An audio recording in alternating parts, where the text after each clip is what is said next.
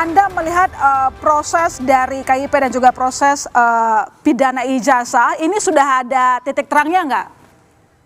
Menuju titik terang nggak kira-kira? Mbak, menuju titik gelap iya Mbak. Kenapa? Ini saya tadi mikir ada manfaatnya nggak saya sampai jam 2 pagi gitu Ada dong. di Melbourne untuk bicara soal ini karena kita ini kok jadi bangsa yang semakin kelihatan bodoh ya. Untuk satu hal yang sederhana jadi sangat rumit. KIP itu, kalaupun nanti putusannya minta agar badan publik menunjukkan apa-apa yang diminta gitu ya, itu juga tidak akan selesai Mbak. Itu akan bisa, kalau tidak dilaksanakan oleh UGM, UGM bilang ini sudah diproses hukum lah, tetap inilah, itu akan digugat ke PT UN panjang lagi prosesnya. Jadi ini sudah betul-betul menggunakan hukum sebagai instrumen untuk tidak memberikan apa yang sebenarnya sederhana Pak Jokowi itu. Bahkan kalaupun KIP menyatakan silahkan, yang diserahkan juga salinan. Ijazah aslinya tidak juga bisa ditunjukkan. Data pribadi apa? Ini sudah jelas itu beliau adalah pejabat publik. Jadi kita ini akhirnya akan diputar-putar, terus hadir lagi dalam talk show, bicara lagi soal ini, sedangkan ijazah aslinya entah kapan akan ditunjukkan. Apakah dalam proses pidana? Belum tahu Belum kita. tentu. Sudah bertahun-tahun kita dihadapkan dengan persoalan ini kan diputar-putar aja kita. Teman-teman, kalau saya boleh berpandangan tadi ya, apakah ini hanya bisa diselesaikan di proses pengadilan? Tidak. Jangan kemudian hukum itu selalu dibawa ke ranah selesainya di pengadilan. Bisa di luar pengadilan. Bisa dengan Pak Jokowi menunjukkan ijazah aslinya, apakah melalui proses independen diperiksa, ataukah melalui Andri tadi. Andri bisa melihat asli apa tidak asli. Jadi kalau kemudian ini diserahkan ke proses hukum yang seperti sekarang, padahal Roy Suryo dan kawan-kawan itu belum pernah melihat ijazahnya sudah ditersangkakan, proses hukum apa yang akan dihadirkan dari Polri misalnya? Ada pertanyaan kan, dan yang mempertanyakan Polri sebenarnya bukan hanya masyarakat awam dengan segala hormat kepada institusi Polri ya, tapi kan kalau saya dari tata negara melihat logikanya begini Mbak, pada saat Presiden Republik Indonesia saja membentuk Komite Percepatan Reformasi Polri, berarti Presiden menganggap ada persoalan di tubuh kepolisian. Dengan sendirinya kalau kita ingin bicara penyelesaian masalah, memang harus dijaga independensi Polri. Pertanyaan mendasar dari sisi politik hukum tata negara adalah apakah proses penyidikan Polri itu independen dari seorang Jokowi yang punya relasi dengan pemimpin Polri sangat dekat, sangat personal. Menurut saya tidak. Dan karena itu Mbak, jawabannya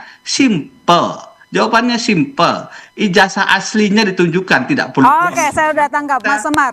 Simple jawabannya katanya, kuncinya ada di Jokowi. Ya sebenarnya kan ini boleh-boleh aja orang bicara simple, sederhana. Tapi ini ansih tidak soal bahwa masyarakat hanya ingin tahu itu asli atau tidak. Pasti ada irisan kepentingan tertentu. Orang boleh berspekulasi, ada kepentingan politik di situ, kepentingan lain-lain di situ, termasuk kita-kita. Yang pasti bahwa itu tidak murni, hanya ingin tahu saja. Kenapa terhadap Pak Jokowi? Tadi sudah disampaikan Pilpres, saat Pilpres, pasca Pilpres, polarisasi terus dibangun.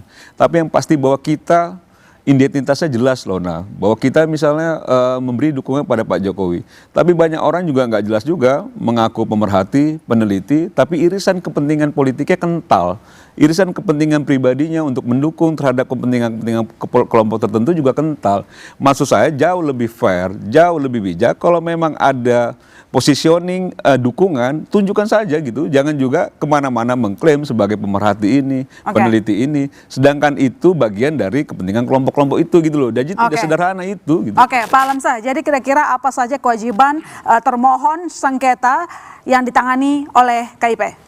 Ya, pertama ya ikuti prosedur ya, itu kan baru pemeriksaan awal, nanti ada pemeriksaan substansi, kalau memang dia bilang dikecualikan, bahkan Komisi Informasi bisa melakukan pemeriksaan tertutup dari itu. Tapi hasilnya seperti tadi, Komisi Informasi hanya menyatakan bahwa informasi ini memang terbuka sepenuhnya, terbuka sebagian atau tertutup gitu ya, atau dikecualikan.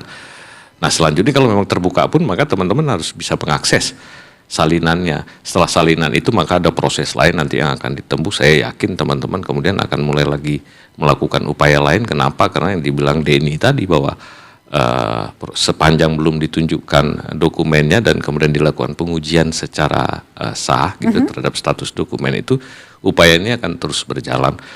Saya sih berharap sih jangan terlalu lama, tapi kalau proses hukum itu nggak ada yang sebentar, jadi ya sabar-sabar aja lah. Sabar-sabar aja. Mas Randy, pertanyaannya sama apa saja yang harus dipenuhi oleh termohon sengketa dalam sidang KIP? Apa saja? Jadi Dalam hal ini KPU dan UGM ya? ya sebetulnya yang diminta itu kan sekarang melebar banyak kan. Tadi daftarnya jadi ijazah sampai KRS, KS. Itu sebetulnya tergantung di putusan, karena ini kan bukan mediasi lagi, ini adjudikasi kan, putusan KIP. Badan KIP nanti ujungnya kemana ya kan? Seperti yang saya bilang tadi, dibuka sebagian seluruhnya lewat putusan KIP atau tidak. Tapi yang bukan soal itu sebetulnya, saya mau sampaikan gini. Tadi kan, residu-residu pemilu kita nggak selesai.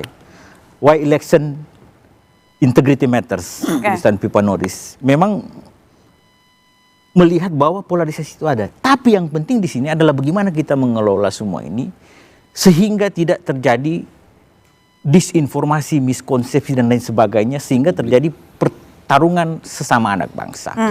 Iya kan? Jadi bukan kita mengadopsi Pipa Norris tadi, jadi kita yang adopsinya apa? Chuck Norris.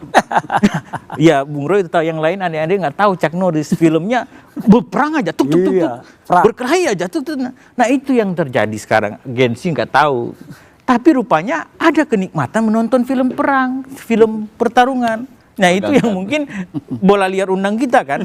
Jadi DPR menghimbau kita semua pemilih ya kan, supaya memang critical thinking itu harus ada. Jangan hanya di tataran mahasiswa yang keren-keren ini, tapi semua pemilih, semua masyarakat Indonesia. Oke, Mas Roy, kira-kira dengan adanya proses KIP, kemudian proses pidana Anda, apakah Anda merasa akan ada posisinya diringankan? Gini, yang jelas ini pelajaran yang sangat penting untuk seorang yang mau jadi pejabat publik, ya gitu. Kalau mau jadi pejabat publik, ya sadarlah dia untuk data diri dia dibuka. Kalau apalagi dia kotor, apalagi dia kotor, apalagi dia keluarga. Nah, misalnya keluarga ini.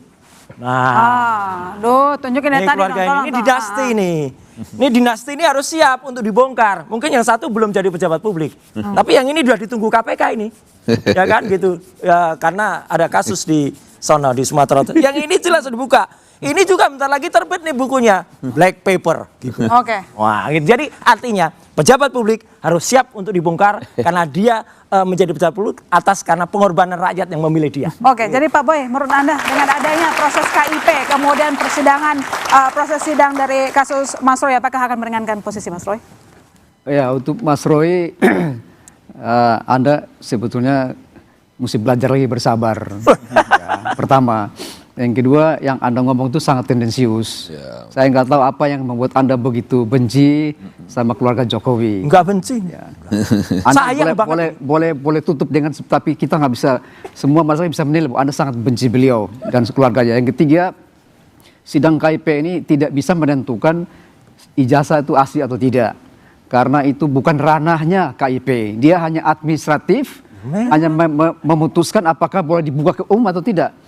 Jadi bicara itu nggak omong-omong nggak ada gunanya menurut saya itu. Jadi KIP itu hanya upaya orang-orang yang ingin memperbesar persoalan, tidak memperkecil persoalan tapi justru memperbesar. Yang keempat, kepada seluruh masyarakat Indonesia, jangan percaya kepada yang disebut yang Roy Ces dan teman-teman ini hanya omong-omong, nggak usah dipercaya. Stop. Karena Anda sudah tersangka palsu, sekarang. Pak, asli. Itu aja udah. Itu aja, terima kasih. Oke, baik, saya ke Pak Marwarar. Jadi kira-kira apakah nanti kalau misalnya di proses sidang akan mempertimbangkan hasil dari KIP? Ya, saya kira sebelum ke situ saya kembali lagi tadi TAP MPR itu bahwa kemerosotan bangsa kita adalah karena kemerosotan etik moral terutama dari para pemimpin sebenarnya. Oleh karena itu kalau kita melihat ini, melihat dari sudut hukum juga harus dilihat dari standar tertinggi bahwa inti daripada hukum itu adalah etik moral. Jadi membacanya harus dari etik moral itu sendiri, bahwa seorang yang sudah bersedia untuk memimpin bangsa, dia sudah membuka dirinya, Oke. termasuk Oke. tadi informasi Baik. yang serahasia yang dikatakan ijazah, tidak ada itu rahasia. Oke, Anda Harus masih punya dibuka. harapan Pak Lukas? Oke, Pak Lukas singkat saja. Anda masih punya harapan dengan KIP? Tadi disampaikan oleh Pak Lalu Boy. saya ini ingin memperbaiki negara dan bangsa ini tanpa Oke. saya tertarik terjun di politik ya. Oke. Jadi artinya gini, yang merusak situasi sekarang yang dikatakan kawan kita ini sebagai polarisasi, Oke. perseteruan dan sebagainya, keributan. Itu kan karena ada satu kata yang sebenarnya penggelapan ya. Orang-orang yang masih mengaku relawan ini. Nah itu. Kan sebenarnya mereka bukan relawan, tapi Baik. rekanan. Ya, singkat Karena saja. ini mendapatkan sesuatu ya. Ngaku-ngaku nggak Oke. berpolitik tapi Jadi berpolitik intinya, juga. kalau relawan Nggak yang clear. betul itu biasanya mengacu Padahal pada politiknya nilai kental. prinsip bukan pada Oke. orang. Ngakunya Ketika peneliti. bernegara, kalau sama orang itu namanya Oke. kultus Aku pemujaan. jadi- Nah, itu yang Baik. merusak. Jadi Terima nggak kasih jelas Bapak-bapak telah bergabung di Bola Liar. Dan demikian saya tutup Bola Liar. Masih saya tarikan pamit. Sampai jumpa minggu depan.